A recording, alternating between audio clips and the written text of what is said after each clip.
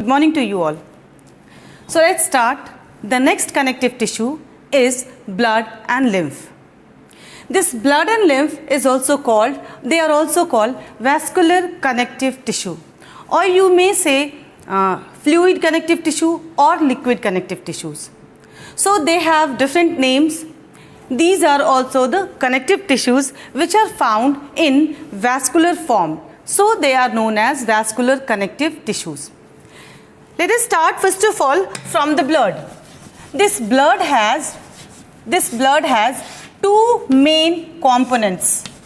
The first one is plasma, and the another one is cells. Either you can say cells or you can say corpuscles, or it is also known as corpuscles.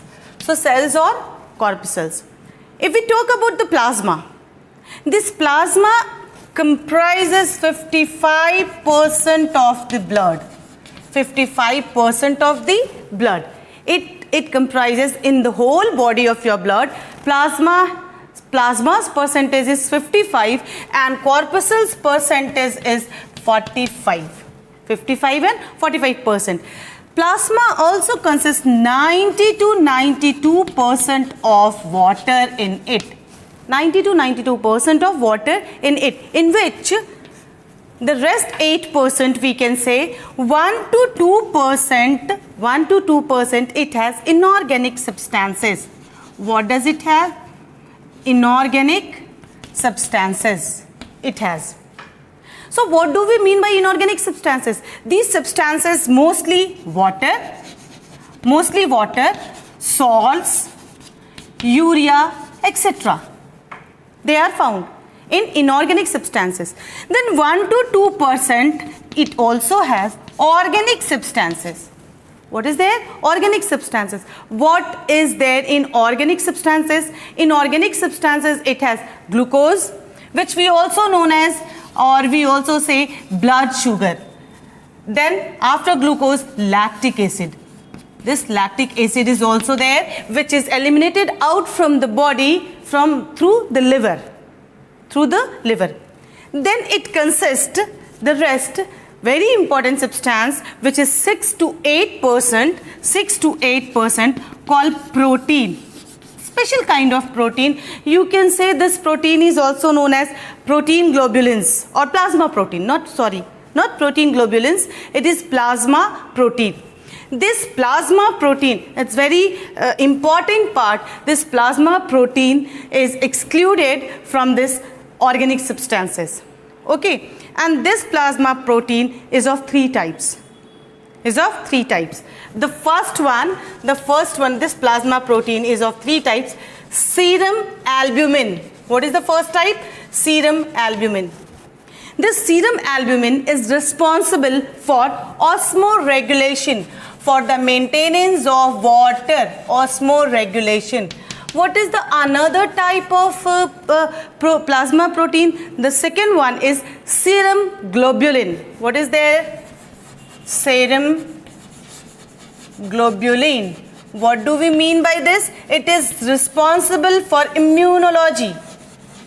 Means what? It is responsible for our immune system, or you can say that immunology or immunization. So this is about the second one. Then which one is third? The third one is known as clotting protein. What it is known as? Clotting protein. And what is found in clotting protein? Actually, in clotting protein, fibrinogen, that you people are knowing, what I have already explained in class 10th, blood topic was blood. So fibrinogen, here it is found, and prothrombin. These two together function or responsible for blood clotting. So these are the types of plasma protein which is found 6 to 8% in plasma. So that was the detailed explanation of plasma. Now what we have to go through? Now we have to go through about corpuscles. There are three types of corpuscles. There are three types of corpuscles. One by one we'll go for. The first one is red blood cells, which is also known as this RBC, also known as erythrocytes. They are also called erythrocytes. You know, mammalian RBC, I'm telling you, mostly human, not other mammals. Human RBC is enucleated, means it has no nucleus, and the shape is like disc. It has no nucleus, no organelles. What is the reason behind it? So that maximum space occupied or provided for hemoglobin. In this RBC cells or red blood cells, nucleus is not found, so that the maximum space should be provided for hemoglobin. What is this hemoglobin? Hemoglobin is known as respiratory pigment. It is known as respiratory pigment. What is its responsibility? Its responsibility is to transport respiratory gases. Its responsibility is to transport respiratory gases. So that is why most of the space is occupied by this hemoglobin, and the structure is like disc shaped. Their lifespan is 120 days, or you can say 90 to 120 days. This RBC is found 5.5 million per cubic centimeter. This is what the space occupied by red blood corpuscles.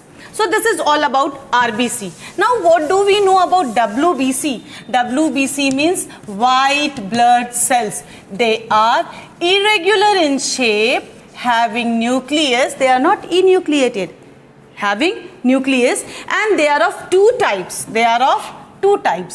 What is the first one? I'll make another video explaining only about WBC. Okay, but I'm giving you brief information about this WBC. That is two types of WBC is there. First one is granulocytes, and the another one is agranulocytes. Means, do you know what?